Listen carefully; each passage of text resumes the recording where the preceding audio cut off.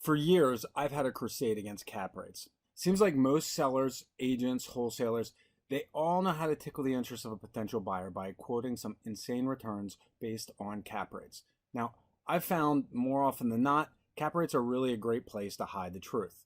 In today's Hard Money Minute, I'm going to cover the real costs in calculating a cap rate and the net operating income. If you're watching on Instagram, this video is going to get cut off short, but there's a link in the description to the full video. All right, so we're going to start by taking a look at the purchase costs, right?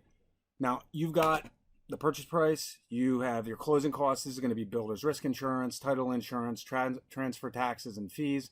Then, you've got your construction costs, if you have any, and you have your refinance costs. That's a whole lot of numbers all rolled into one. But put those together, you've got your total cost of investment. Next, you've got your income. Include the rents and other income like your on-site laundry or additional utility charges.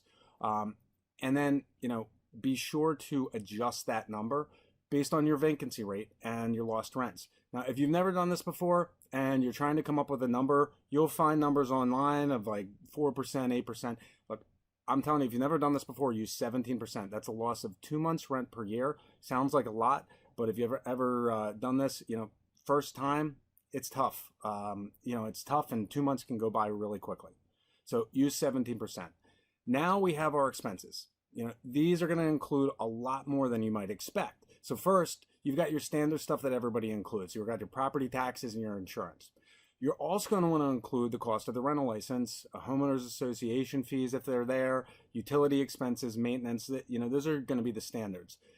Now, whether you plan on managing this property or not, it's really important that you calculate, an expense for management and for leasing, because as your portfolio grows, so are your expenses. You can only manage so many properties yourself. You want to make sure that that calculation's in there so that you don't get caught behind the 8 ball if you choose to use a management company.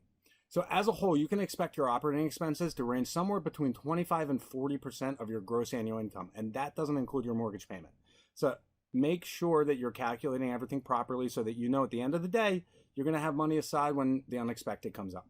So once you have all these numbers together, calculate the cap rate by dividing the net operating income, or the income minus expenses, by your total asset cost. All right? To look at the leveraged return on investment, it's a pretty similar calculation. You're going to divide the net cash flow, that's going to be your income minus expenses minus your principal and interest payment, by the total capital invested. Again, total asset costs minus the cash back from your refinance. Now, I've talked about a lot of numbers in this video, and that can be kind of hard to follow without, kind of looking at them. So if you'd like to a free copy of my financial analysis tool to evaluate your next rental, just shoot me a quick email at josh@hardmoneybankers.com. Know your numbers and know your returns. Now more than ever before, it's time to measure once, strike that, measure twice, and cut once. Thanks a lot. We'll see you next time on the Hard Money Minute.